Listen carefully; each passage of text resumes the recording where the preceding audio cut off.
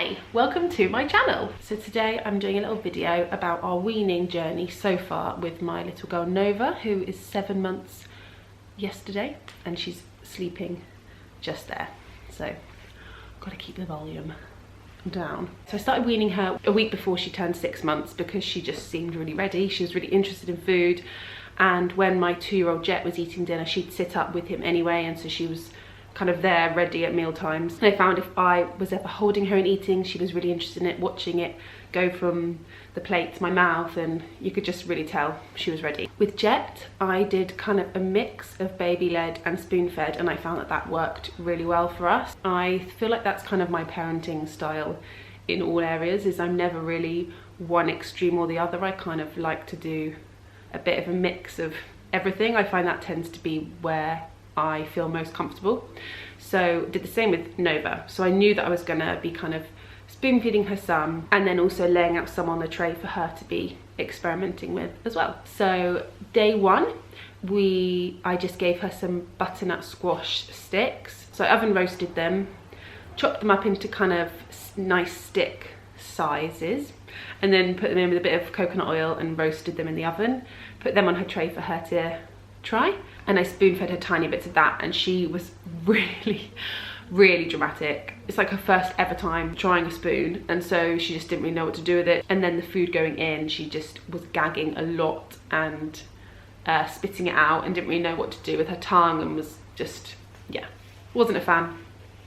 But that's completely normal. I think when they first start, first of all, they don't need to be eating yet, which I think is nice. That kind of takes the pressure off. They're getting everything they need from feeding, from their milk, and so food is just to kind of start practicing, and they're just having to learn a lot of new techniques. So learning how to chew, how to swallow, how to like eat food off a spoon, or if they're using their hands, how to kind of the fine motor skills of grabbing it and putting it to their mouth. So it's all just kind of fun play rather than you've got to be eating. So first day I just kind of quit while we were ahead, stopped the spoon feeding for that day because I could just tell if I kept going she was gonna vom everything, the milk she'd already drunk. And then same with the finger food, she was just kind of flailing her arms around. You could tell she just couldn't really kind of connect her hand with her brain enough to grab it and get it into her mouth. She did a little bit, but there was a lot of flailing. And so then we just kept doing the same thing really. We kept doing finger foods on her tray, and then spoon feeding her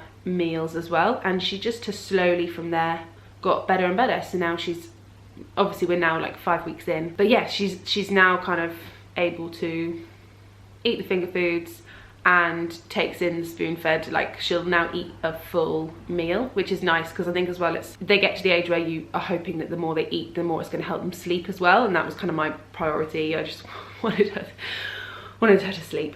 At first she was doing a lot of gagging, and I think it's good to know the difference between gagging and choking, because I know a lot of people can be put off letting them have too many lumps, or letting them eat with their hands because of the whole gagging choking thing. So gagging, they can also be quite loud. They're trying to kind of cough it up, and yeah, it's quite loud and messy, and it tends to come up quite soon after. Choking, they just go completely silent, and you can see it's just completely blocked and they don't know what to do. And so obviously choking, you take them out of their chair wherever they are, turn them upside down, and just hit their back with the palm of your hand. That should get it out. Not that I actually have ever had to do that with either of mine. I think it's good to let them start learning that right from the offset rather than putting it off. I think if you puree stuff right down, it makes the process nicer for you, because there's not that stress of them gagging. But for me, I felt like I was just kind of then delaying the inevitable of they were going to have lumps and bumps at some point. So I just went straight in with lumpy food, and she's actually been amazing. I think I'd say it was the first 3 days of her slowly getting used to it, and then she was completely fine. So now she will just eat basically what Jet's eating, but I just kind of chop it down a little bit smaller. So they just had lasagna for lunch, and yeah, just kind of chop it down a bit smaller, spoon feed her it. Then on her tray she'll maybe have some broccoli while I'm spoon feeding her the lasagna. Yeah, so finger foods, she has butternut squash, sweet potato. I kind of do almost like sweet potato fries. Again, just like oven roast them. Oven roast parsnip. She sometimes has boiled egg, so I'll just break it all up. onto her tray and she can eat that with her hands. She really likes toast soldiers with a bit of butter. And then when we're out and about, she has little snacks like little rice cakes, or any of those kind of like Ella's Kitchen organics, those ranges. They're kind of like fake big crisp puff type things. Cucumber, she really likes cucumber, and I've just tried leaving the skin on and she's been completely fine. Or apple slices. Carrot, I just steam some carrot sticks and she'll hold those and eat those, which I find it quite nice. They're not too messy. I feel like carrots kind of withstand her like fist quite well, whereas sweet potato just mushes down quite quickly. Oh, avocado as well. Avocado just mushes straight down, but she tries that. And then in terms of what I've then been spoon feeding her, we've been doing lasagna and scrambled eggs. I cooked a piece of salmon the other day and then split it between her and Jet and just kind of flaked it down.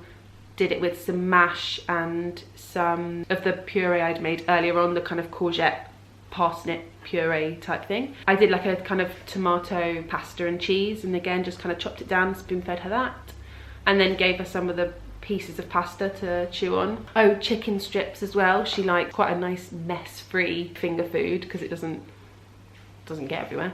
Basically, she just eats whatever Jet eats, then has something on her tray to keep her occupied while I am spoon feeding it in. She also really likes holding the spoon, which is quite sweet. Then she's hopefully learning about how she'll then spoon feed herself. A banana, she really likes plain yogurt, so I give her like full fat Greek yogurt. And bananas seem to kind of split themselves into 4 lengthways. So sometimes chop a banana in half, then split it into its 4, and then it's like 4 quite easy holdable sticks. So she has a lot of that. I'd say my kind of top tips, not that I'm a pro at all, my top tips for weaning are do what you're comfortable with. I feel like there's just quite an opinion of like baby led is the way you should do it, but I just think do what suits you, do what you feel comfortable with. For me, the mess of baby led is slightly overwhelming. Really, for me, I don't see what the benefits are of completely doing baby led. I think obviously sometimes babies just won't let you give them a spoon, and so then you kind of have to let them lead. But for me, it's worked really well of spoon feeding her and giving her some bits to have with her hand. Do whatever you feel comfortable with. Don't be put off by the gagging. They do get through it and it's not as scary as it seems, just part of it as they're kind of learning where the food should sit in their mouth and swallowing and everything. It's just kind of a natural thing.